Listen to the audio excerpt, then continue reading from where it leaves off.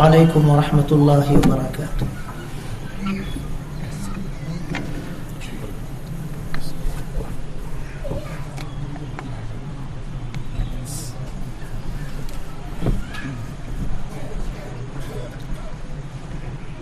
الحمد للہ نحمده ونستعینه ونستغفره ونؤمن به ونتوکل علیہ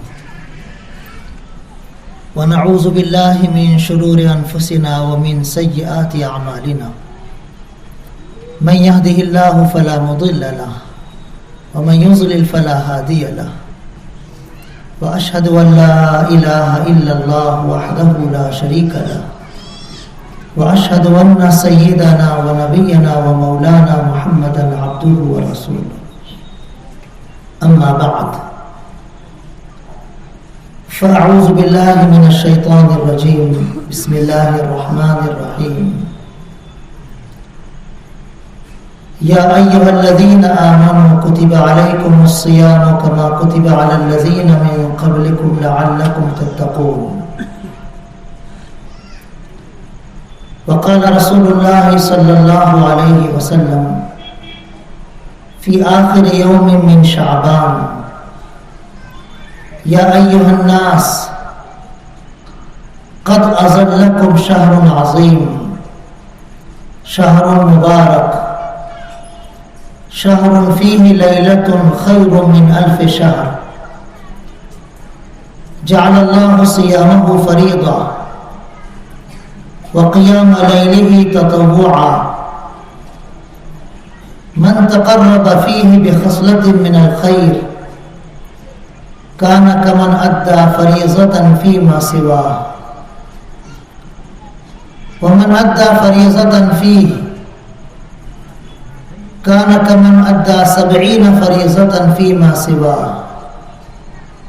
وهو شهر الصبر والصبر ثوابه الجنة وشهر المواساة وشهر يزاد فيه رزق المؤمن من فطر فيه صائما كان له مغفرة لذنوبه وعتق رقبته من النار وكان له مثل أجره من غير أن ينتقص من أجره شيء. قال الصحابة رضي الله عنهم يا رسول الله ليس كلنا نجد ما نفطر به الصائم. فقال رسول الله صلى الله عليه وسلم يعطي الله هذا الثواب من فطر صائما على مزقة لبن أو تمرة أو شربة من ماء ومن أشبع صائما فيه سقاه الله من حوضه شربة لا يظمأ حتى يدخل الجنة وهو شهر أوله رحمة وأوسطه مغفرة وآخره عتق من النار ومن خفف عن مملوكه غفر الله له وأعتقه من النار أو كما قال عليه الصلاة والسلام. صدر محترم، معزز علماء و حفاظ کرام، اسٹیج پر رونق افروز تمام ہی معززین، محترم بزرگوں، نوجوان دوستوں، قابل احترام خواتین اسلام اور عزیز نونہال بچوں،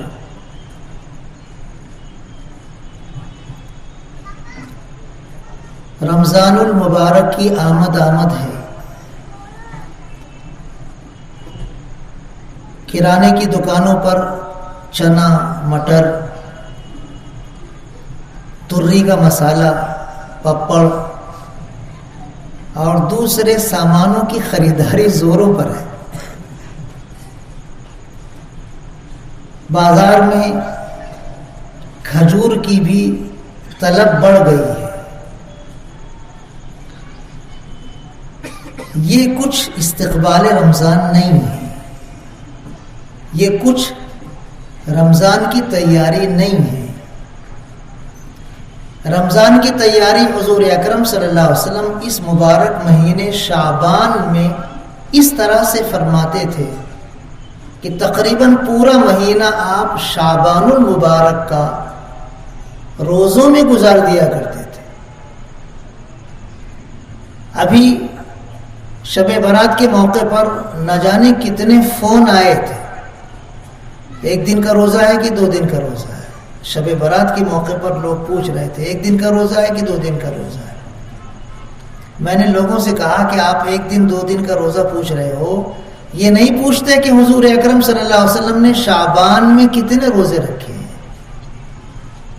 حضرت عائشہ صدیقہ رضی اللہ تعالی عنہ فرماتی ہیں کہ رسول اللہ صلی اللہ علیہ وسلم ہر مہینے 3 دن جو روشن دن ہوتے ہیں ان میں روزے رکھتے تھے، 13ویں تاریخ، 14ویں تاریخ، 15ویں تاریخ، چاند کے اعتبار سے۔ یہ آپ کا معمول تھا ہر مہینے میں، لیکن شعبان کے مہینے میں اتنا روزہ رکھتے تھے کہ ہم کو ایسا محسوس ہوتا تھا کہ شاید پورا مہینہ ہی آپ کا روزوں میں گزر گیا۔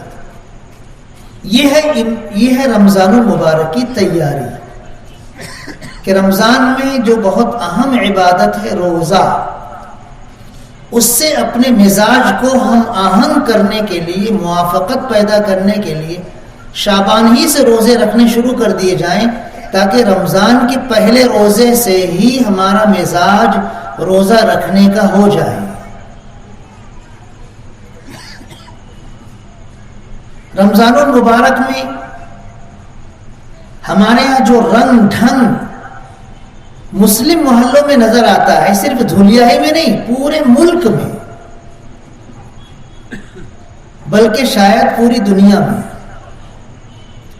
رمضان المبارک میں عام طور پر لوگوں کو کھانے کی ہوس زیادہ ہو جاتی ہے۔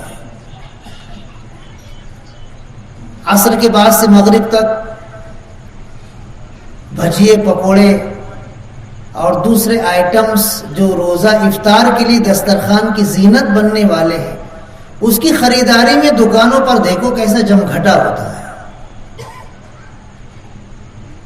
جبکہ رمضان کا مقصد ہے روزہ رکھنا، اور روزہ رکھنے کی وجہ سے تقوی اپنے اندر پیدا کرنا۔ تقوی بھوک پیاس سے پیدا ہوتا ہے، پیٹ بھرنے سے تقوی پیدا نہیں ہوتا ہے۔ ہمارے جو برادران وطن ہیں وہ کبھی کبھی پوچھتے ہیں کہ وہ مہینہ کب شروع ہوگا جس میں مسلمان بہت زیادہ کھاتے ہیں۔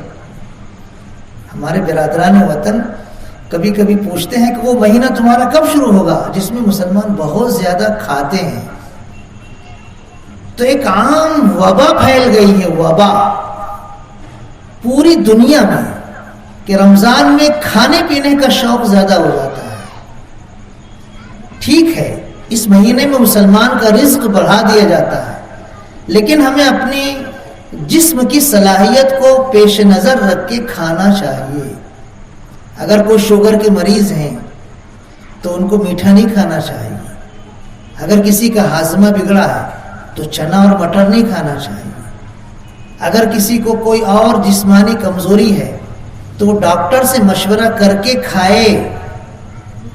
حضور اکرم صلی اللہ علیہ وسلم ارشاد فرماتے ہیں، مجھے دنیا کی 3 چیزیں مرغوب ہیں، پسندیدہ ہیں۔ ایک تو عورتیں، دوسرا خوشبو، اور تیسرا اچھا کھانا۔ تو اللہ نے آپ کو عورتیں عطا فرما دی، 11 بیویاں تھیں آپ کی، بیک وقت 9 ازواج مطہرات آپ کے نکاح میں تھیں، یہ خواہش آپ کی پوری ہو گئی۔ خوشبو آپ کو اللہ نے ایسی زبردست عطا فرمائی کہ آپ کا مبارک پسینہ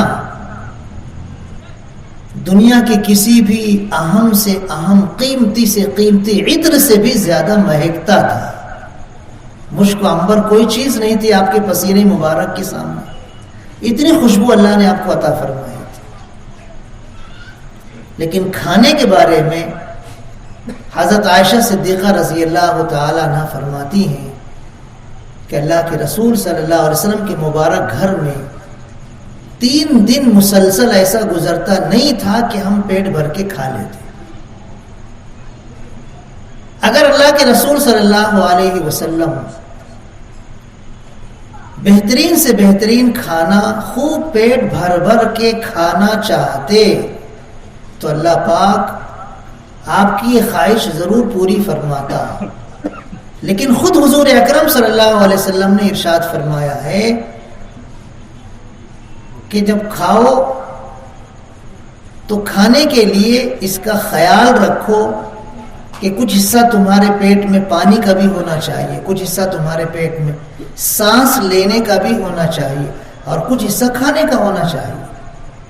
تینوں حصے پانی کے بھی, سانس لینے کے بھی اور کھانے کے بھی کھانے ہی سے بھر لوگے تو معدہ بگڑ جائے گا. حضور اکرم صلی اللہ علیہ وسلم کی مبارک حدیثوں میں یہ جملہ آتا ہے کہ معدہ یہ بدن کا حوض ہے, حوض, ساری رگیں اسی میں گرتی ہیں. اگر معدہ صحیح ہے تو رگیں صحیح خون لے کر پورے جسم میں دوڑتی ہیں, اور اگر معدے میں فساد پیدا ہو گیا تو رگیں پھر فاسد خون لے کر پورے جسم میں دوڑتی ہیں. یہ حدیث ہے باقاعدہ, مشکات شریف کی روایت ہے. اکثر رمضان میں ہمارے نوجوان ساتھی قرآن پاک کی تلاوت کرتے ہیں ماشاءاللہ, ظہر سے پہلے بھی, ظہر کے بعد بھی, عصر سے پہلے بھی, عصر کے بعد بھی.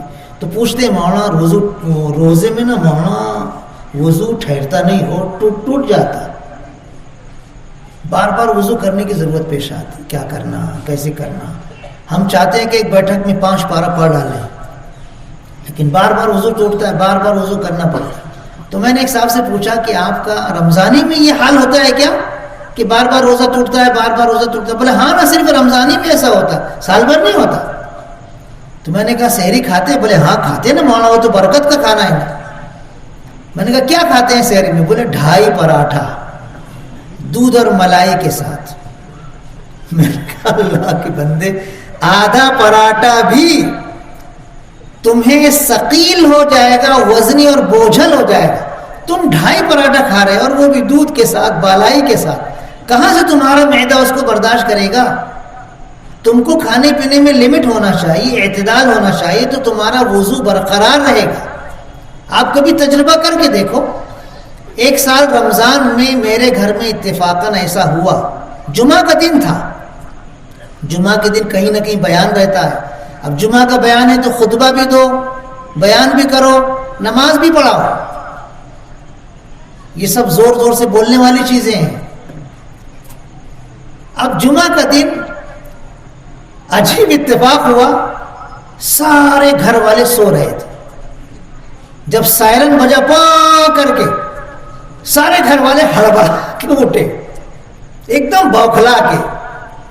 اس دن کا روزہ آج تک مجھے یاد ہے, بغیر سحری کا روزہ تھا, نہ پانی کا ایک بوند حلق میں گیا, نہ ہی کوئی کھانے کا ایک دانہ حلق میں گیا. ویسے ہی روزہ رکھے. فجر کی نماز کے بعد ایک احساس تھا کہ جمعہ کی نماز پڑھانا بھی ہے, تقریر بھی کرنا ہے, خطبہ بھی دینا ہے, کیسے ہوگا, کیا ہوگا, گرمی کا زمانہ. لیکن الحمدللہ ثم الحمدللہ اس دن کا روزہ اتنا شاندار گیا, اتنا شاندار گیا کہ پورا مہینہ ویسا روزہ نہیں ملا. نہ بھوک کا احساس, نہ پیاس کا احساس, نہ تھکن کا احساس, نہ بدن میں کوئی سستی اور کاہلی کا احساس. انتہائی نشیط, انتہائی تندہی کے ساتھ پورا دن گزرا. تو آپ رمضان کے تعلق سے اپنا ذہن بدلیے. اس مبارک مہینے میں مسلمان کا رزق بڑھا دیا جاتا ہے, لیکن آپ اعتدال سے کھائیں اور ایسی چیزیں کھائیں جس کو آپ کا معدہ برداشت کر سکے اور آپ کے اندر تقوی کی صفت پیدا ہو.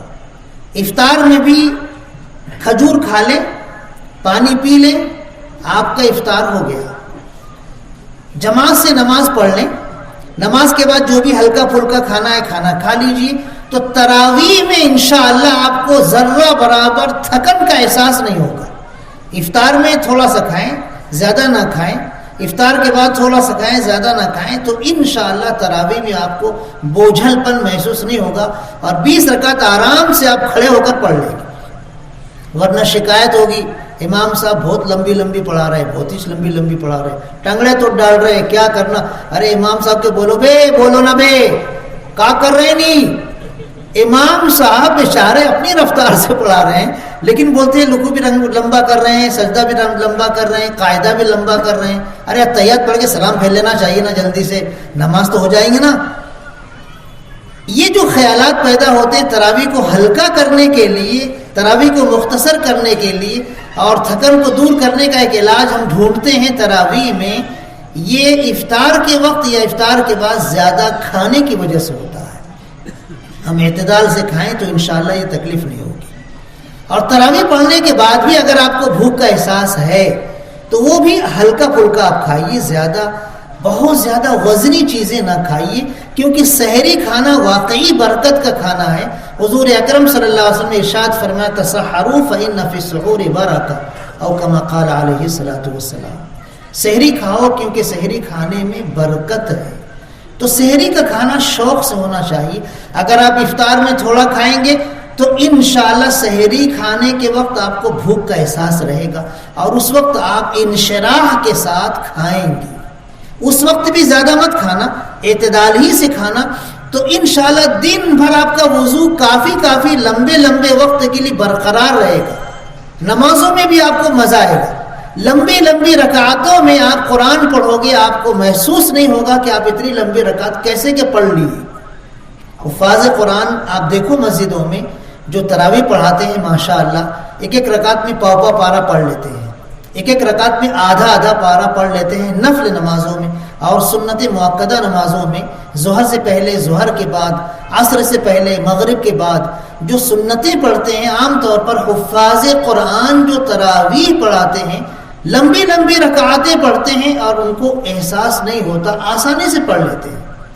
تو اگر سحری میں بھی ہم اعتدال سے کھائیں تو انشاءاللہ روزہ ہمارا بہت شاندار رہے گا. اور افطار کرنے کے وقت بھی خاص خیال رکھیں کہ اپنی صحت کا خوب خیال رکھو. عام طور پر رمضان میں دواخانے بالکل فل رہتے ہیں، دواخانے بھرے رہتے. کیا ہوا؟ ایسا ہو گیا، ویسا ہو گیا، یہ ہو گیا، وہ ہو گیا. تو آپ اپنی صحت کا اگر خیال رکھو گے تو طبیعت بھی آپ کی اچھی رہے گی. پورے رمضان میں طبیعت آپ اچھی رکھو. عبادت کرنے کے لیے اپنی صحت کو برقرار رکھنا ضروری ہے، انتہائی ضروری ہے. آپ اس کا خیال کر کے رمضان کو برتنے کی کوشش کیجیے. انشاءاللہ آپ کا رمضان خیر و عافیت کے ساتھ ظاہری اعتبار سے گزر جائے گا.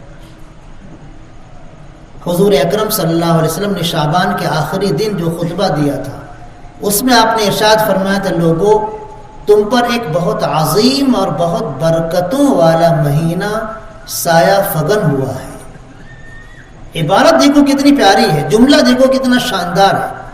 اظلکم لفظ فرمایا ہے حضور اکرم صلی اللہ علیہ وسلم نے کہ بہت ہی عظیم اور بہت ہی برکتوں والا مہینہ تم پر چھاؤں کر دیا ہے، تم پر سایہ کیا ہے. گویا پورا مہینہ ہمارے لیے چلچلاتی دھوپ میں سائبان ہے، ٹھنڈی چھاؤں والی بہت ہی شاندار شے ہے جو اللہ کی طرف سے رحمتوں کی شکل میں دی گئی ہے. حضور اکرم صلی اللہ علیہ وسلم نے سب سے پہلی جو بات قیمتی ارشاد فرمائی وہ یہ ارشاد فرمائی کہ اس مبارک مہینے میں اللہ پاک نے ایک ایسی رات عطا فرمائی ہے جو 1000 مہینوں سے افضل ہے، جس کو ہم شب قدر کہتے ہیں. شب قدر کی فضیلت کو بیان کرنے کے لیے اللہ پاک نے مکمل ایک سورہ نازل فرمائی ہے، سورہ قدر کے نام سے. یہ رات اتنی مبارک ہے کہ اس رات کو تلاش کرنے کے لیے، اس رات کی فضیلت پانے کے لیے، حاصل کرنے کے لیے حضور اکرم صلی اللہ علیہ وسلم نے مدینہ منورہ کی 10 سالہ زندگی میں ہر سال اعتکاف فرمایا ہے.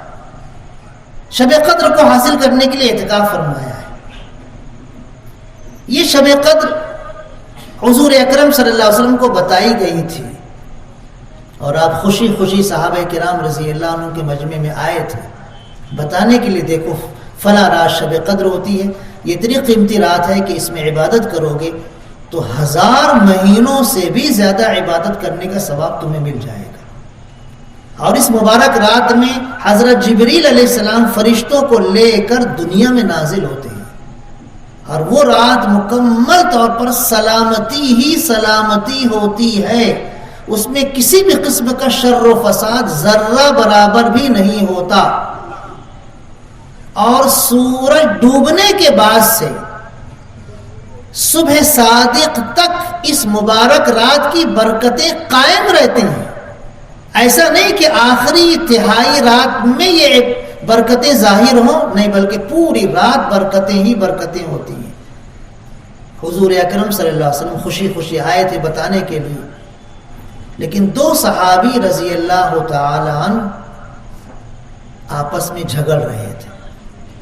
یہ جھگڑا اٹھا پٹک کا جھگڑا نہیں تھا، مار پیٹ کا جھگڑا نہیں تھا، بلکہ جھگڑا صرف تو میں کا جھگڑا تھا. زور زور سے ایک دوسرے کے ساتھ گفتگو کر رہے تھے، بحث بازی کر رہے تھے. لیکن اس کو بھی دیکھ کر حضور اکرم صلی اللہ علیہ وسلم ناراض ہو گئے اور آپ نے فرمایا میں تو تم کو سنانے کے لیے آیا تھا، بتانے کے لیے آیا تھا کہ اللہ نے ہمیں شب قدر عطا فرمائی، وہ کون سی رات ہے. لیکن ان دونوں کے جھگڑے کی وجہ سے اللہ نے میرے ذہن سے اس کو اٹھا لیا، مجھے بھلا دیا. اب مجھے یاد نہیں کہ وہ رات کون سی رات ہے. اس روایت سے ہمیں شب قدر کے تعلق سے، رمضان کے تعلق سے ایک بہت اہم پیغام ملتا ہے. ہر سال یہ پیغام دہرایا جاتا ہے، بیان کیا جاتا ہے. رمضان کے علاوہ بھی یہ پیغام بیان کیا جاتا ہے. لیکن افسوس کی بات یہ ہے کہ مسلمان اس پیغام کو سنتے ہیں لیکن اس پر عمل نہیں کرتے، اس پیغام کو اپناتے نہیں ہیں. معمولی سا جھگڑا اتنا منحوس، اتنا نامبارک کہ ذہن رسول سے شب قدر کی تعین بھلا دی گئی. قیامت تک کے لیے شب قدر متعین جو تھی وہ اب غیر متعین ہو گئی ہے آپس کے جھگڑے کی نحوست کی وجہ سے. نوجوان دوستو، خاص طور سے میں آپ سے خطاب کر رہا ہوں. لڑائی جھگڑا مسجد میں بھی اچھا نہیں ہے، مدرسے میں بھی اچھا نہیں ہے، اسکول میں بھی اچھا نہیں ہے، گلی کوچے میں بھی اچھا نہیں ہے، سیاست کے میدان میں بھی اچھا نہیں ہے، کاروبار اور تجارت میں بھی اچھا نہیں ہے، خاندانی آپس کے تعلقات میں بھی اچھا نہیں ہے. کسی بھی جگہ لڑائی جھگڑا مفید ہے ہی نہیں. لڑائی جھگڑا کرنے سے سوائے نقصان کر کچھ ہاتھ نہیں آتا. حضور اکرم صلی اللہ علیہ وسلم اپنی پوری زندگی مسلمانوں کو جوڑنے میں استعمال کیے ہیں، جوڑنے میں. اور شیطان پوری زندگی مسلمانوں کو توڑنے میں استعمال کر رہا ہے، مسلمانوں میں جھگڑا لگانے میں استعمال کر رہا ہے. اب بتائیے آپ، حضور اکرم صلی اللہ علیہ وسلم کی جو کوششیں تھی زندگی بھر کی، مسلمانوں کو جوڑا جائے، مسلمانوں کو جوڑا جائے، اس کوشش کا آپ خیال کرو گے؟ یہ شیطان کی زندگی بھر کی جو کوشش ہے مسلمانوں کو لڑایا جائے، مسلمانوں کو توڑا جائے، اس کوشش کو آپ سراہیں گے؟ دل پر ہاتھ رکھ کر بتائیے. ہر مسلمان یہی کہے گا کہ حضور اکرم صلی اللہ علیہ وسلم کے قلب اطہر کی جو تمنا تھی کہ سارے مسلمان متحد ہو جائیں، ایک ہو جائیں، بھائی بھائی ہو جائیں، ہم اسی کو اپنائیں گے، اسی کو ہم اپنی زندگی میں داخل کریں گے. لیکن ہو نہیں رہا ایسا. ہر مسلمان چاہتا تو یہی ہے کہ مسلمان آپس میں بھائی بھائی بنے، لیکن بھائی بھائی بن نہیں پا رہے. معمولی باتوں سے ہم آپس میں لڑنے اور جھگڑنے لگتے ہیں. اس پر الزام لگا، اس پر تہمت لگا، اس کے خلاف کچھ بول، اس کے خلاف کچھ بول. ایسے ہی ہماری زندگی گزرتی جاتی ہے اور قبر کے اندھیریوں میں ہم جا کر عذاب کا لقمہ بن جاتے ہیں. نعوذ باللہ من ذالک. ہر رمضان میں یہ پیغام ہمیں ملتا ہے کہ ہم آپس میں مل جل کر رہے ہیں. ہم نے مسجدوں کو اپنے مسلک کا نام دے کر الگ الگ کر لیا ہے. کتنی بری بات ہے، کتنی خراب بات ہے. یہ ہماری مسجد ہے، یہ ان کی مسجد ہے، یہ تمہاری مسجد ہے، وہ ان کی مسجد ہے. مسجدوں کو ہم نے بانٹ دیا. حضور اکرم صلی اللہ علیہ وسلم کے زمانے میں ایسا تھا؟ صحابہ کرام رضی اللہ عنہ کے زمانے میں ایسا تھا؟ تابعین تبع تابعین رحمت اللہ علیہم کے زمانے میں ایسا تھا؟ بالکل نہیں تھا. عبادتوں میں بھی ہم ایک دوسرے سے جھگڑنے لگے ہیں، لڑنے لگے ہیں، اختلاف کرنے لگے ہیں. دلوں میں میل کچیل ہم نے جما لیے ہیں ایک دوسرے کے خلاف. رمضان کا استقبال اس طرح نہیں ہوتا ہے. رمضان کا استقبال کرنے کے لیے دلوں کو صاف کیجئے. اپنے دلوں میں کسی بھی مسلمان کے بارے میں کینہ، کپٹ، بغض، عداوت، حسد، بدگمانی ہے، اس کو کھرچ کر نکال دیجئے. بالکل اپنے دل کو دھل دیجئے. اپنے دل میں ایک دوسرے کی خیر خواہی پیدا کیجئے. حضور اکرم صلی اللہ علیہ وسلم نے اس طویل خطبے میں ارشاد فرمایا ہے کہ یہ رمضان کا مہینہ خیر خواہی کا مہینہ ہے. ایک دوسرے کی بھلائی چاہنے کا مہینہ ہے، برا کرنے کا مہینہ نہیں ہے. اگر کوئی مسلمان آپ کو کچھ بولتا ہے، آپ کے خلاف کچھ کرتا ہے، تو آپ صبر کرو، برداشت کرو، جوابی کارروائی مت کرو. حضور اکرم صلی اللہ علیہ وسلم نے ارشاد فرمایا یہ رمضان کا مہینہ صبر کا مہینہ. صبر کرو. کوئی تمہارے خلاف کوئی ایکشن لیتا ہے، کوئی تمہارے خلاف کوئی برا سلوک کرتا ہے، کوئی تم کو بدنام کرنے کے لیے کوئی حربہ استعمال کرتا ہے، تو ویسے ہی کارروائی تم بھی مت کرو. درگزر کر دو، معاف کر دو، خیر خواہی کا معاملہ کرو، صبر و ضبط سے کام لو. حضور اکرم صلی اللہ علیہ وسلم نے ارشاد فرمایا صبر کا بدلہ جنت ہی ہے. یہ مہینہ صبر کا مہینہ ہے اور صبر کا بدلہ جنت ہی ہے. استقبال رمضان میں یہ اہم چیز ہے کہ ہم اپنے آپس کے اختلافات کو بھلائیں، آپس کے جھگڑوں سے اپنے آپ کو نجات دلائیں، آئیں ایک دوسرے سے قریب ہوں، مل جل کر رہیں، حضور اکرم صلی اللہ علیہ وسلم کی دعاؤں میں اپنا حصہ لگائیں. حضور اکرم صلی اللہ علیہ وسلم نے شب قدر کی جو خوشخبری سنائی ہے اس مبارک رات میں، اس خوشخبری سے پورا فائدہ اٹھائیں. حضور اکرم صلی اللہ علیہ وسلم نے ارشاد فرمایا کہ اللہ پاک نے اس مبارک مہینے کے روزوں کو فرض قرار دیا ہے. روزوں کو فرض قرار دیا ہے. ہر بالغ مسلمان مرد اور عورت پر رمضان کے روزے فرض ہیں. ہاں اگر کوئی بیمار ہے یا سفر میں ہے یا کوئی اور مجبوری ہے، اس مجبوری کی وجہ سے وہ روزہ نہ رکھنا چاہے تو بعد میں اس کی قضا کرے گا. بیمار مسلمان ہے، بیماری میں وہ روزہ نہیں رکھ سکتا، بھوک پیاس برداشت نہیں کر سکتا، ڈاکٹر کی اجازت سے وہ روزہ نہ رکھے تو جتنے دنوں کے روزے چھوٹ گئے ہیں بعد میں اتنے دنوں کے روزوں کی قضا کر لے. سفر میں ہے، اللہ نے سفر کرنے والوں کے لیے اجازت دی ہے. اگر سفر کی حالت میں روزہ رکھنا دشوار ہے تو نہ رکھیں، جتنے دن چھوٹ جائیں اتنے دنوں کی قضا رمضان کے بعد کر لیں. عورتوں کو ماہواری آتی ہے، یہ رمضان میں بچے کی پیدائش ہوتی ہے تو بچے کی پیدائش کے بعد بھی خون آتا ہے. یہ ماہواری کا خون اور بچے کی پیدائش کے بعد والا خون یہ ناپاکی کی حالت ہوتی ہے. اس حالت میں عورت روزہ نہیں رکھے گی، اس حالت میں عورت روزہ نہیں رکھے گی. اور جتنے دن ماہواری کے گزر جائیں اور جتنے دن بچے کی پیدائش کے بعد خون کے گزر جائیں، اتنے دن گزر جانے کے بعد نہا دھو کر پھر عورت روزہ رکھنا چاہے تو رکھ سکتی ہے. کوئی مجبوری نہ ہو تو رکھنا چاہیے، اور اگر کمزوری وغیرہ کوئی اور دشواری ہے تو بعد میں پھر اور قضا کر لے. یہ مجبوریاں ہیں جن مجبوریوں کی وجہ سے روزے میں اللہ نے رخصت دی ہے. اور اگر کوئی ایسا بیمار ہے کہ وہ اچھا ہو ہی نہیں سکتا، وہ بعد میں قضا کر ہی نہیں سکتا، تو پھر ہر روزے کے بدلے میں اس کو 2.25 کلو گیہوں یا اتنا پیسہ کسی غریب کو صدقے کی نیت سے دینا پڑے گا، فدیے کی نیت سے دینا پڑے گا، یا 2 وقت کا کھانا کسی غریب کو دینا پڑے گا. ایک دن کے روزے کا یہ فدیہ ہے. اگر ان مجبوریوں میں سے کوئی مجبوری نہ ہو تو ہر مسلمان کو جو بالغ ہے، مرد ہو یا عورت ہو، اس پر روزہ فرض ہے. ہم رمضان کے مہینے میں دیکھتے ہیں بہت سے محنت مزدوری کرنے والے مسلمان ہیں. اسی گلی میں دیکھو قیمہ کوٹنے والے اور صبح سے لے کر ظہر تک بوٹی بنا کر گوشت بیچنے والے، ہمارے قریشی جو برادران ہیں یا اور بھی جو ہمارے بھائی ہیں، یہ کیا کرتے ہیں؟ رمضان میں محنت کر رہے ہیں اور پچک پوڑی تھوک رہے ہیں، پوڑی کھا کے تھوک رہے ہیں، پانی پی رہے ہیں. نعوذ باللہ من ذالک.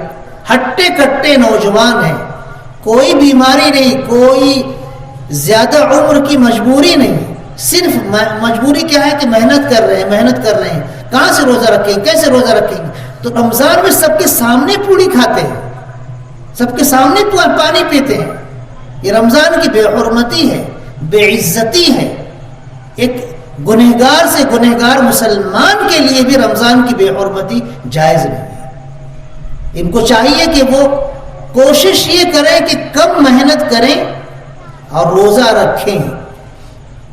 اگر عام دنوں میں وہ صبح 8 بجے سے فرض کرو، صبح 8 بجے سے 12 بجے تک یا 1 بجے تک 4 گھنٹہ وہ محنت کر کے گوشت کاٹ رہے ہیں، قیمہ کوٹ رہے ہیں، ہڈی کاٹ رہے ہیں، یہ بنا رہے ہیں، وہ بنا رہے ہیں، تو ان 4 گھنٹوں کے بجائے 3 ہی گھنٹہ وہ محنت کرے، 2 ہی گھنٹہ محنت کرے، اپنے آپ کی قوت کو مجتمع کر کے روزہ رکھیں۔ اگر بغیر کسی عذر کے روزہ چھوڑ دیا جائے تو اس کی قضا کرنے پر اس روزے کی قضا تو مان لی جائے گی، لیکن عمر بھر روزہ رکھنے کے باوجود اس کا ثواب اتنا نہیں مل سکے گا جتنا رمضان کے روزے کا ملتا ہے۔ اس لیے ایسے محنت مزدوری کرنے والے نوجوانوں کو پیغام پہنچا دیا جائے، ان کو سمجھا دیا جائے، محبت سے ان کو بتلا دیا جائے کہ تم طاقتور ہو، تم باڈی بلڈر ہو، تم کیوں روزہ چھوڑ رہے ہو، کیوں رمضان کے مہینے میں پوڑی کھا رہے ہو، کیوں رمضان کے مہینے میں کھلے عام پانی پی رہے ہو، پان کھا رہے ہو، چائے پی رہے ہو۔ مت کرو ایسی کوئی حرکت جس سے رمضان بدنام ہو، رمضان کی عزت پامال ہو۔ ان کو سمجھائیے کہ وہ رمضان کی قدردانی کریں اور رمضان کے مہینے میں پورا مہینہ روزہ رکھیں، اپنی محنت کو کم کر لیں۔ حضور اکرم صلی اللہ علیہ وسلم نے اس مبارک خطبے میں یہ بھی ارشاد فرمایا ہے کہ کوئی اپنے ملازم کے کام کو اگر ہلکا کر دے، دن بھر دکان میں کام کرنا ہے، آدھے دن دکان میں کام کرنا ہے، تو ایسے مزدور اور ملازم کو روزہ رکھنے کی سہولت دینے کے لیے، عبادتوں میں طاقت و قوت پہنچانے کے لیے اگر کوئی سیٹھ، کوئی مالک اپنے مزدور کی محنت کو کم کرے اور اس کو کم وقت کے لیے کام کرنے کا موقع دے، تو حضور اکرم صلی اللہ علیہ وسلم نے ارشاد فرمایا ہے کہ ایسے ملازمین کے ساتھ شفقت کرنے والے سیٹھ کو، مالک کو اللہ اتنا بڑا انعام دے گا کہ اس کے گناہ سارے کے سارے اللہ معاف کر دے گا اور اس کی گردن کو جہنم سے آزاد کر دے گا۔ اس حدیث کا مطلب یہی ہے کہ کام کرنے والے جو مزدور مسلمان ہیں اپنے کام کو مختصر کر لیں، جتنے گھنٹے کام کرتے ہیں روزانہ اتنے گھنٹے کام نہ کریں، کچھ اور کم کر لیں تاکہ روزہ آسانی سے رکھ لیں، روزہ رکھنے میں تکلیف نہ ہو۔ رمضان کی راتوں میں ہمارے چھوٹے چھوٹے معصوم بچے اور بچیاں ہر گلی میں پھول بیٹ کھیلتے رہتے ہیں، بیٹ بال کھیلتے رہتے ہیں، دھوم مستی کرتے رہتے ہیں، چیختے چلاتے رہتے ہیں، سائیکل چلاتے رہتے ہیں، شور مچاتے رہتے ہیں۔ کیا مطلب ہوا؟ کہ رمضان کا مہینہ بچوں کے شور شرابے کے لیے ہے، ہنگامے کے لیے ہے، کھیلنے کودنے کے لیے ہے، رات ضائع کرنے کے لیے ہے؟ گھر کے لوگ کیا جانتے نہیں کہ رمضان کتنا مبارک مہینہ ہے؟ دیندار گھرانوں کے بچے بھی گلی کے باہر کھیلتے رہتے ہیں، حالانکہ ان دیندار گھرانوں کو تو کم از کم اتنا کرنا چاہیے کہ اپنے بچوں کو گھر میں کر لیں۔ تراویح مکمل ہو چکی ہے، اب بچوں کو گھر میں کر لیں۔ بچوں کو رات بھر کھیلنے کی کسی بھی شخص کی طرف سے اجازت ملنی نہیں چاہیے۔ گھر والے کیا کرتے ہیں؟ اپنی عبادت یا اپنے جو بھی کام ہوتے ہیں ان کاموں میں حرج نہ ہو، بچوں کو چھوڑ دیتے ہیں باہر، جاؤ کھیلو، مستی کرو، جاؤ چلاؤ، جاؤ ادمات کرو، جاؤ۔ اور بچے باہر آزاد رہتے ہیں، یہ اپنا گھر میں اپنا کام کرتے رہتے ہیں، کپڑا سلنے والے کپڑا سلتے رہتے ہیں، تری کا مسالہ بنانے والے تری کا مسالہ بناتے رہتے ہیں، اور بھی سحری کی تیاری کرنے والے سحری کی تیاری کرتے ہیں، یا کچھ قرآن پڑھنے والے قرآن پڑھنے رہتے ہیں۔ گھر کے ماحول میں بچوں کو کنٹرول کرو، گلی کوچے ہمارے رمضان کی راتوں میں ایسا منظر پیش نہیں کرتے ہیں کہ ہم کو محسوس ہو کہ ہاں یہ رمضان کی رات ہے. 3 بجے رات تک، سحری تک بچے پھول بیٹ کھیلتے رہتے ہیں، کرکٹ کھیلتے رہتے ہیں، چیختے چلاتے رہتے ہیں، شور مچاتے رہتے ہیں. گھر کے اندر اگر کوئی آرام کرنا چاہے، تراویح کے بعد سونا چاہے تاکہ تہجد کے وقت آنکھ کھل جائے، سحری کر کے تہجد کی بھی کچھ رکعتیں مسجدوں میں جا کر پڑھ لیں، تو ان بچوں کے شور اور ہنگامے کی وجہ سے ایسا موقع نہیں مل پاتا. بار بار ڈانٹا جاتا ہے، بار بار چلایا جاتا ہے، بار بار ان کو ہکالا جاتا ہے، پھر آ کر شور مچانا شروع کر دیتے ہیں. اپنے بچوں کو کنٹرول کرو. رمضان کی راتوں میں بچے لاوارث نہیں ہیں. ہم لوگ جلسے میں بھی بچوں کو لے کے آتے ہیں، ادھر سے ایک بچہ نکل رہا، ادھر سے ایک بچہ نکل رہا، ادھر سے ایک بچی آ رہی، ادھر سے ایک بچی آ رہی. بچوں کو ہم جلسے میں لاتے ہیں، کائے کو واسطے لاتے ہیں؟ صرف شو کے لیے. بچے لائے تو ان کو کنٹرول کرو، سنبھالو. اور رمضان کی راتوں میں ہمارے بچوں کو گلیوں میں ادھر ادھر بھٹکنے نہ دیں. 100 فٹی روڈ پر جا کر دیکھو، 80 فٹ روڈ پر جا کر دیکھو، ہائی وے پہ جا کر دیکھو، ورجی روڈ پر جا کر دیکھو، ہماری گلی کوچوں میں جا کر دیکھو، بچے بلا وجہ وقت ضائع کرتے ہیں. نوجوان لڑکے ایئر فون کان میں لگا کر موبائل میں الجھے رہتے ہیں. ارے یہ مہینہ اتنا قیمتی ہے کہ ایک ایک سیکنڈ، منٹ نہیں، ایک ایک سیکنڈ سونے سے زیادہ قیمتی، ہیرے جواہرات سے زیادہ قیمتی. اس مہینے کی قدر کرنی چاہیے. ہمارے بچوں کے ذریعے اس مہینے کی ناقدری نہیں ہونی چاہیے. بچوں کو گھروں میں بند کرو، ان کو باہر نکل کر شور کرنے مت دو. ایسے ہی مسجد میں 5 وقت کی نماز میں، جمعہ کی نماز میں، تراویح کی نماز میں بچے اتنا شور کرتے ہیں، اتنا ہنگامہ کرتے ہیں کہ تلاوت کرنے والے صف اول میں ڈسٹرب ہو جاتے ہیں.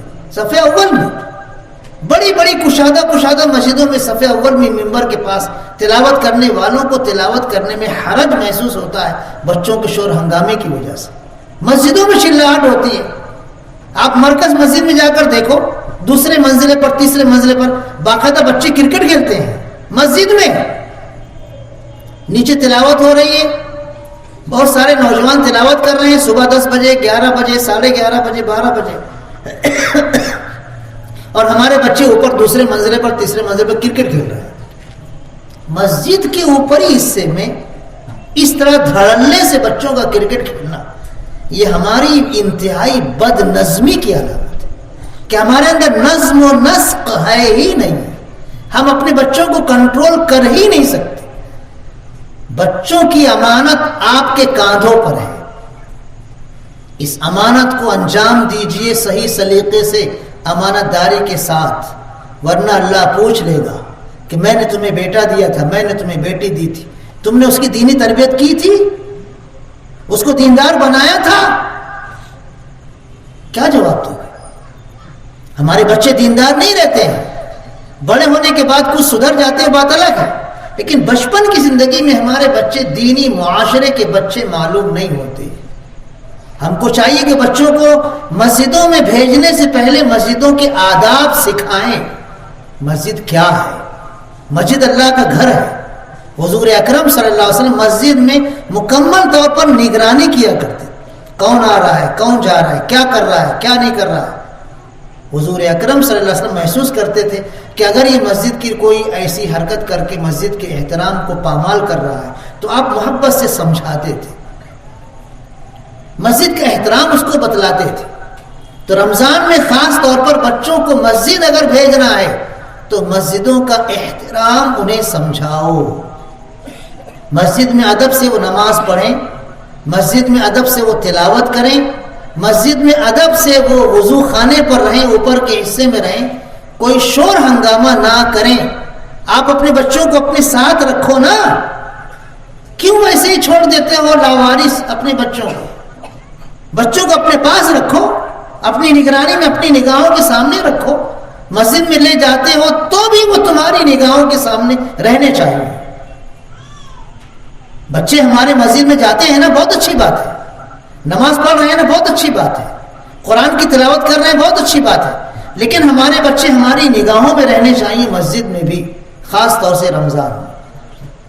تو بچوں کو کنٹرول کرو، رمضان کی راتوں میں کھیلنے کودنے سے ان کو منع کرو، مسجد میں بھیجو تو مسجد کے آداب کی رعایت کرنے اور مسجد کے آداب کا خیال کرنے کا ان کو سلیقہ سکھاؤ۔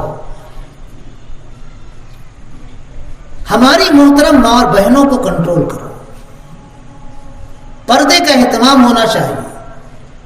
یہ جو گلی ہے ہمارے مرکز کے سامنے سے بہت دور تک، یہ پوری گلی رمضان میں کھچا کھچ بھری رہتی ہے، پیدل چلنا مشکل ہو جاتا ہے۔ عشاء کے وقت آپ جا نہیں سکتے ہیں، عشاء کے بعد تو ایسا ریلا آتا ہے آنے جانے والوں کا کہ خدا خیر کرے۔ کچھ لوگ صرف ٹہلنے کے لیے آتے ہیں، کیا ہو رہا ہے کیا نہیں ہو رہا، صرف دیکھنے کے لیے آتے ہیں، کوئی ان کا کام نہیں ہوتا، صرف منظر دیکھنے کے لیے، مجمع دیکھنے کے لیے آتے ہیں۔ کتنا مجمع ہے؟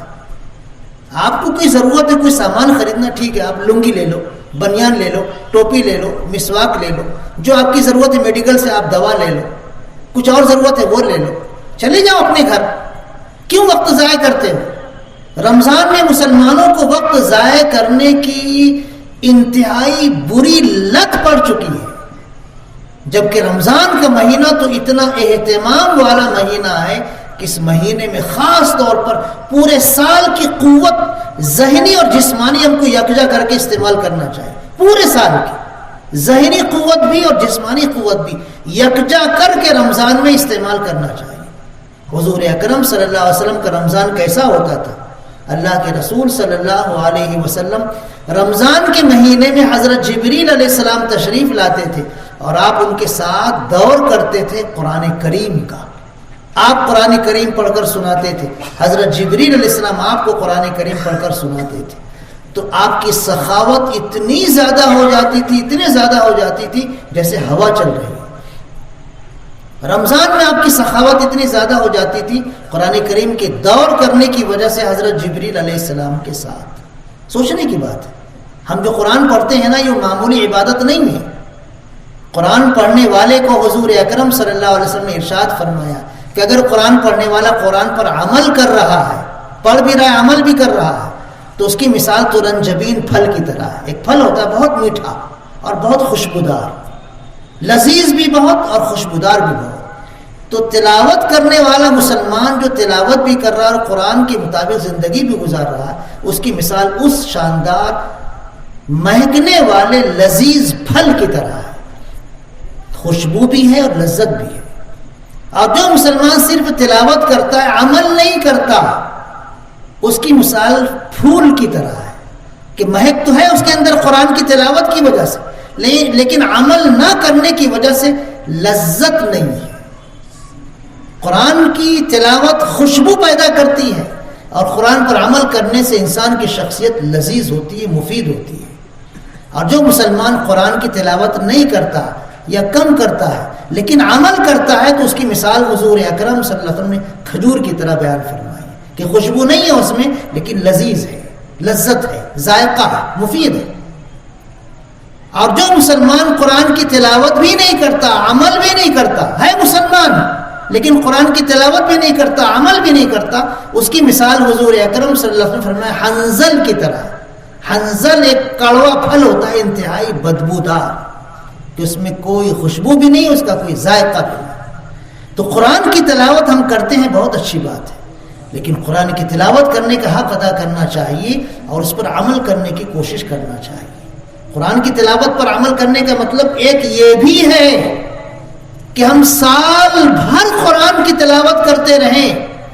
ایسا نہیں کہ پھر صرف قرآن میں روزانہ 5 پارہ 10 پارہ 15 پارہ پورا قرآن پڑھ لیں اور پھر سال بھر ایسا گزرے کہ سوائے جمعہ کے یا سوائے مخصوص دنوں کے ہم کو تلاوت کی توفیق ہی نہ ہو۔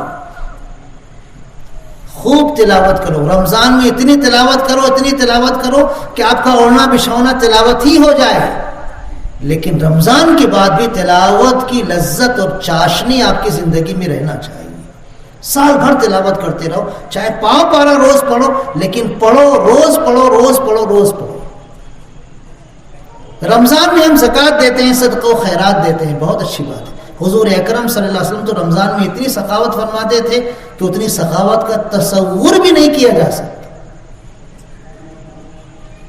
ہم اللہ کی راہ میں صدقہ و خیرات کرتے ہیں، ہم اللہ کی راہ میں اپنے مال کی زکوٰۃ دیتے ہیں، لیکن رمضان گزرنے کے بعد بھی صدقہ و خیرات اور زکوٰۃ دینے کا معمول رہنا چاہیے۔ رمضان کے بارے میں حضور اکرم صلی اللہ علیہ وسلم نے یہ ضرور فرمایا ہے کہ رمضان کے مہینے میں کوئی نفل عبادت کرے گا تو دوسرے مہینوں کے فرض کے برابر ثواب ملے گا، اور رمضان کے مہینے میں کوئی فرض عبادت کرے گا تو دوسرے مہینوں کے 70 فرضوں کے برابر ثواب ملے گا۔ یہ ضرور حضور اکرم صلی اللہ علیہ وسلم نے ارشاد فرمایا ہے، لیکن حضور اکرم صلی اللہ علیہ وسلم نے یہ بھی ارشاد فرمایا ہے کہ اللہ کو سب سے زیادہ وہ عمل محبوب ہے جو مسلسل کیا جائے۔ حضور اکرم صلی اللہ علیہ وسلم کا ارشاد ہے کہ اللہ پاک کو وہ عمل محبوب ہے جو مسلسل کیا جائے، ہمیشہ کیا جائے۔ اور حضرت عائشہ رضی اللہ تعالی عنہا سے پوچھا گیا کہ ام المؤمنین بتائیے حضور اکرم صلی اللہ علیہ وسلم کو کون سا عمل زیادہ پسند تھا؟ تو ام المؤمنین حضرت عائشہ رضی اللہ تعالی عنہا نے فرمایا کہ حضور اکرم صلی اللہ علیہ وسلم کو وہ نیک عمل محبوب تھا جو ہمیشہ کیا جائے۔ تو تلاوت ہم کرتے ہیں، ہمیشہ کریں، صدقہ و خیرات کرتے ہیں، ہمیشہ کریں، زکوٰۃ دیتے ہیں، ہمیشہ زکوٰۃ دیا کریں، سال بھر زکوٰۃ دینے کا معمول بناؤ، اور جب ہم رمضان میں زکوٰۃ دیتے ہیں اس وقت اتنی زکوٰۃ کم کر لو، لیکن سال بھر زکوٰۃ دینے اور صدقہ و خیرات کرنے کی عادت رہنی چاہیے۔ ایسے ہی نفلی روزہ رکھنے کی بھی عادت ہونی چاہیے۔ فرض روزہ تو ماشاءاللہ ہم رمضان میں رکھ لیتے ہیں، لیکن نفل روزہ رکھنے کی توفیق بہت سارے مسلمانوں کو نہیں ہو پاتی ہے۔ بہت سارے ہمارے بھائی اور بہنیں خوب شوق اور ذوق سے نفلی روزہ رکھتے ہیں، لیکن بہت سارے مسلمان نہیں رکھتے، کہتے ہیں بعض رمضان گنج ہے گنج، نفلی روزہ نہیں رکھتے، حالانکہ نفلی روزہ بھی رکھنا چاہیے۔ تو رمضان میں ایک بہت اہم چیز ہمارے سامنے یہ بھی رہنی چاہیے کہ رمضان کی عبادتوں کو ہم صرف رمضان تک محدود نہ کریں، بلکہ رمضان کے بعد بھی ان کا سلسلہ باقی رہے۔ ہاں البتہ ایک عبادت ایسی ہے جو صرف رمضان کے لیے خاص ہے، رمضان سے پہلے بھی نہیں ہو سکتی، رمضان کے بعد بھی نہیں ہو سکتی، اور وہ عبادت ہے تراویح کی نماز۔ رمضان کا چاند دکھا تراویح شروع، عید کا چاند دکھا تراویح بند۔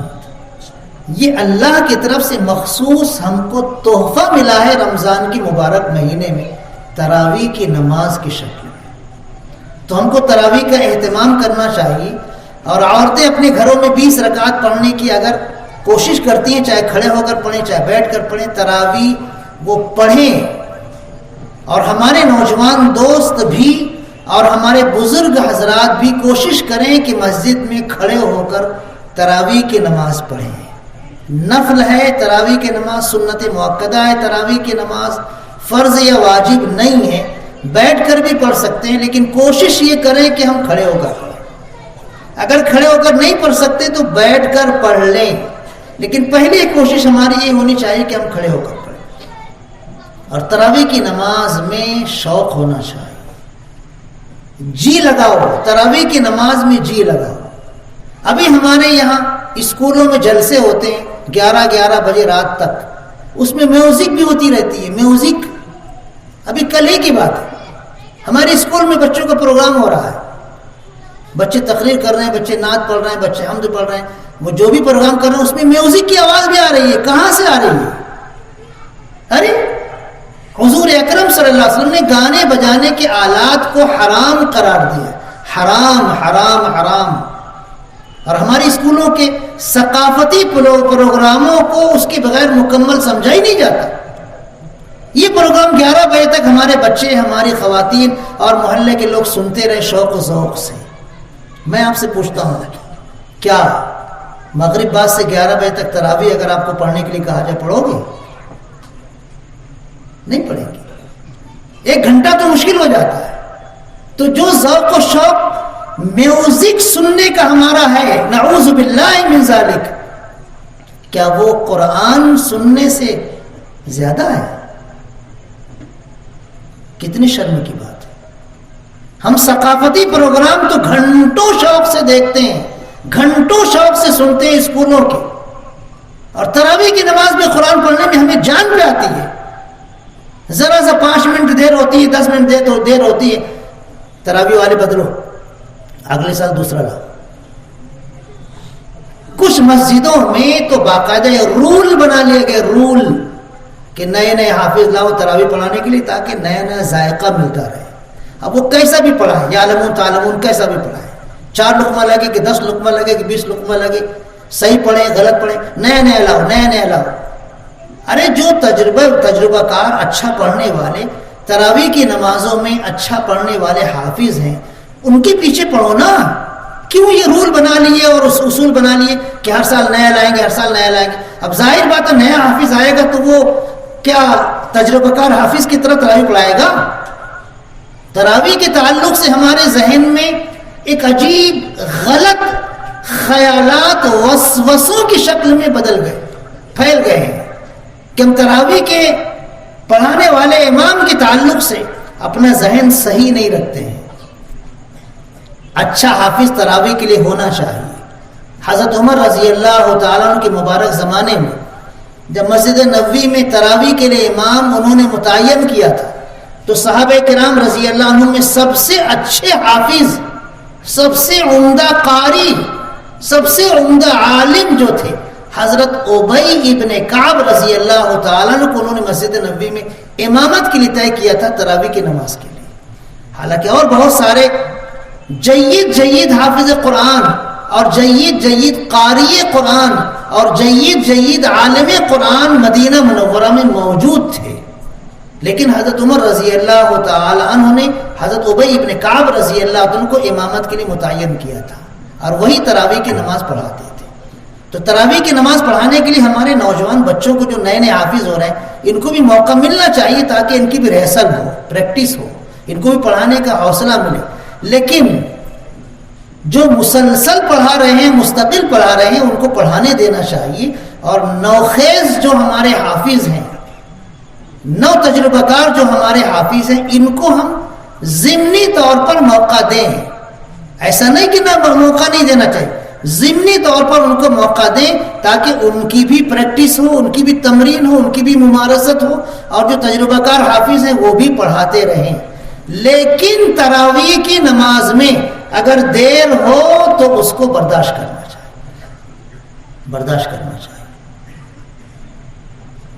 اللہ کے لیے اللہ کے کلام کی قدر و منزلت سمجھو۔ حضور اکرم صلی اللہ علیہ وسلم نے ارشاد فرمایا جو اللہ کی عزت اللہ کی مخلوق کے مقابلے میں ہے، وہی عزت اللہ کے کلام کی سارے کلاموں کے مقابلے میں۔ اللہ کی عزت دوسرے لوگوں کی عزت کوئی جوڑی نہیں ہے، اللہ جیسا کوئی نہیں ہے، اللہ کی عظمت، اللہ کی جلال، اللہ کی کبریائی کے مقابلے میں کوئی نہیں ہے۔ حضور اکرم صلی اللہ علیہ وسلم نے مثال دے کر کہا کہ جیسی شان اللہ کی ہے اللہ کی مخلوق کے مقابلے میں، ایسی شان اللہ کے کلام کی ہے دوسرے کلاموں کے مقابلے میں۔ تو مشاعروں میں شاعروں اور شاعرات کے کلام کو شوق سے سنتے ہیں، ہم ایسے کلچر اور ثقافتی پروگرام میں شوق سے سنتے ہیں، اور تراویح کی نماز میں ہم کو جان بھی آتی ہے۔ نہیں، اللہ کے لیے ایسا مت کرو۔ قرآن اللہ کا کلام ہے، یہ قرآن یاد رکھنا، یہ قرآن اور یہ روزہ، حضور اکرم صلی اللہ علیہ وسلم ارشاد فرماتے یہ قرآن اور یہ روزہ آخرت میں اپنے پڑھنے والے اور اپنے رکھنے والے، روزہ رکھنے والوں کے حق میں بھی حجت پیش کرے گا، ان کے خلاف بھی جھگڑا کرے گا۔ قرآن ہم صحیح پڑھ رہے ہیں، قرآن ہم شوق سے سن رہے ہیں تو قرآن ہمارے حق میں سفارش کرے گا، اور اگر ہم بے عزتی کر رہے ہیں تو وہ ہمارے خلاف حجت ہو جائے گا۔ اس لیے ہمیں قرآن کی قدردانی کرنی چاہیے۔ 10 بجے تک وقت رہتا ہے اور 10 بج چکے ہیں، باتیں اور بہت ساری کہنی تھی۔ انشاءاللہ جمعہ کے بیانات میں رمضان میں مختلف مسجدوں میں باتیں ہوتی رہیں گی۔ اللہ پاک ہمیں رمضان کی صحیح قدر عطا فرمائے۔ رمضان کے روزوں کی فضیلت، تراویح کی فضیلت، قرآن کی تلاوت کی فضیلت، رمضان کی راتوں کی فضیلتیں اور رمضان کی عبادتوں کی فضیلتیں مکمل طور پر اللہ ہمیں عطا فرمائے۔ آمین وآخر دعوانا الحمدللہ رب العالمین۔ ماشاءاللہ، بارک اللہ فیک۔ للہ رب العالمین، اللہم صلی علی محمد وعلی آل محمد كما صليت على إبراهيم وعلى آل إبراهيم إنك حميد مجيد اللهم بارك على محمد وعلى آل محمد كما باركت على إبراهيم وعلى آل إبراهيم إنك حميد مجيد اللهم ألف بين قلوب المسلمين وأصلح ذات بينهم وانصرهم على عدوك وعدوهم اللهم وفقنا لما تحب وترضى واجعل آخرتنا خيرا من الأولى اللهم أعنا على ذكرك وشكرك وحسن عبادتك ربنا هب لنا من أزواجنا وذرياتنا قرة أعين واجعلنا للمتقين إماما اے اللہ ہمارے گناہوں کو معاف فرما، ہماری لغزشوں اور کوتاہیوں سے درگزر فرما۔ اے اللہ آپ ہی نیک اعمال کی توفیق دینے والے ہیں، اپنے کرم سے اللہ رمضان کی شان کے مطابق ہمیں رمضان میں نیک اعمال کی توفیق عطا فرما۔ اے اللہ ہمیں اخلاص للہیت عطا فرما، ہمارے بچوں اور بچیوں کی تربیت فرما۔ اے اللہ انہیں بھی رمضان کی قدر و قیمت سمجھا دے۔ اے اللہ مسجدوں میں جیسے 100% ہمارے نوجوان نمازوں میں شریک رہتے ہیں، اے اللہ ایسے ہی سال بھر بلکہ عمر بھر باجماعت نماز پڑھنے کا شوق عطا فرما۔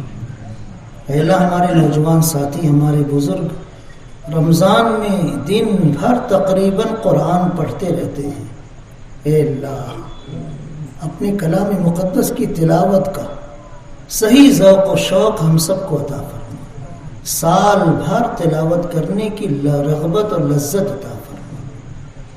اے اللہ ہمیں شیطان کے وسوسوں سے، نفس کے شرور سے محفوظ فرما، ہر فتنے، ہر آفت، ہر بلا، ہر حادثے سے ہماری حفاظت فرما، حاسدوں کے حسد سے، ساحروں کے سحر سے ہم سب کی حفاظت فرما۔ اے اللہ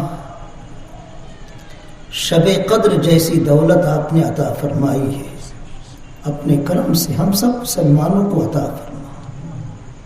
اے اللہ شب قدر کی دولت ہم سب مسلمانوں کو عطا فرما۔ اے اللہ شب قدر کی دولت ہم سب مسلمانوں کو عطا فرما، ہمیں ایک دوسرے کا ہمدرد و بہی خواہ بنا۔ اے اللہ ہمارے دلوں میں ایک دوسرے کے ساتھ ہمدردی و مواسات پیدا فرما،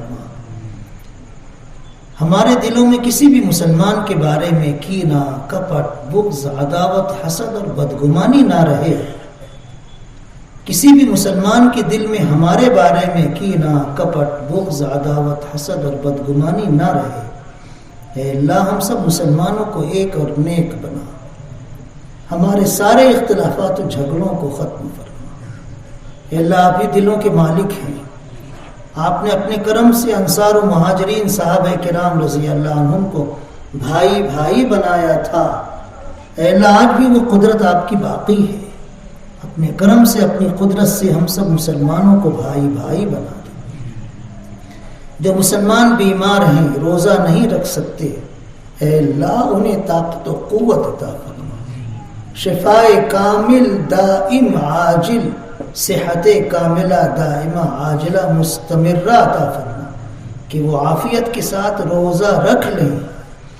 اے اللہ جو مسلمان سال گزشتہ ہمارے ساتھ رمضان میں روزے رکھ رہے تھے، تراویح پڑھ رہے تھے، قرآن پڑھ رہے تھے، آج وہ ہمارے درمیان نہیں ہے، اے اللہ تمام مرحومین و مرحومات مسلمانوں کی مغفرت فرما، ان کی قبروں کو جنت کے باغیچے بنا۔ جن لوگوں نے دعاؤں کے لیے کہا ہے یا لکھا ہے، ان کے نیک مقاصد میں کامیابی عطا فرما۔ اے اللہ ہمارے بچوں کو دین کا بھی علم عطا فرما، دنیا کا بھی علم عطا فرما۔ اے اللہ ہمارے ہر گھر میں حافظ اور عالم پیدا فرما، ہمارے ہر گھر میں عصری علوم کے ماہرین بھی پیدا فرما۔ اے اللہ آپ کی رضا والے اعمال ہی کی توفیق عطا فرما، شیطان کے وسوسوں سے، نفس کے شرور سے ہماری حفاظت فرما۔ جن لوگوں نے دعاؤں کے لیے کہا ہے یا لکھا ہے، ان کے نیک مقاصد میں کامیابی عطا فرما۔ اے اللہ مساجد کی، مدارس کی، مکاتب کی، خانقاہوں کی، ہمارے تعلیمی اور سماجی اداروں کی، ہمارے دین و ایمان، عزت و آبرو اور جان و مال کی حفاظت فرما۔ اے اللہ ہمارے ملک کی باغ ڈور ایسے لوگوں کے ہاتھوں میں دے جو ایمانداری کے ساتھ، امانت داری کے ساتھ، رعایا کے حقوق کی ادائیگی کے ساتھ امن و سلامتی کو بحال کر کے حکومت کرنے والے ہوں۔ اے اللہ ظالموں کے ظلم سے حفاظت فرما، اے اللہ ظالموں کافروں کو ایمان کی دولت عطا فرما، ہدایت کی نعمت عطا فرما، برادران وطن کو 100% ایمان کی دولت عطا فرما، ہمارے شہر دھولیا کو خاص طور پر امن و سلامتی والا شہر بنا، ہمارے ملک ہندوستان کو عام طور پر امن و سلامتی والا ملک بنا، پورے عالم میں امن و سلامتی اور ہدایت کو عام فرما۔ جتنے مسلمان عمرہ کرنے کے لیے گئے ہیں اے اللہ ان کے عمرے کو مقبول فرما دے، عافیت کے ساتھ، صحت و تندرستی کے ساتھ انہیں عمرے کے سارے ارکان انجام دینے کی توفیق عطا فرما۔ حرمین شریفین کی عبادتیں ان کی قبول فرما۔ جو مسلمان ان سال حج کرنا چاہتے ہیں اے اللہ ان کی حج اور عمرے کو بے انتہا آسان فرما، بے انتہا قبول فرما۔ ہر مسلمان کو عمرہ کرنے کی، رمضان کے عمرہ کرنے کی اور حج کرنے کی صلاحیت عطا فرما۔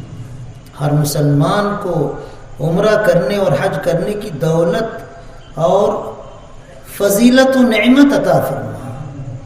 اے اللہ حرمین شریفین کو اور زیادہ عزتیں عطا فرما، عالم اسلام کی حفاظت فرما، حرمین شریفین کی حفاظت فرما، قبلہ اول عافیت کے ساتھ مسلمانوں کو عطا فرما۔ اے اللہ ہم سب کا ایمان کامل پر خاتمہ فرما، مدینہ منورہ کی موت عطا فرما، جنت البقیع میں دفن ہونے کی سعادت عطا فرما، حضور اکرم صلی اللہ علیہ وسلم کا ساتھ جنت میں عطا فرما، اور بغیر حساب کتاب کی جنت الفردوس میں جگہ عطا فرما۔ ربنا تقبل منا انک انت السمیع العلیم وتب علينا إنك أنت التواب الرحيم، وصلى الله تعالى على خير خلقه سيدنا محمد وآله وأصحابه أجمعين برحمتك يا أرحم الراحمين۔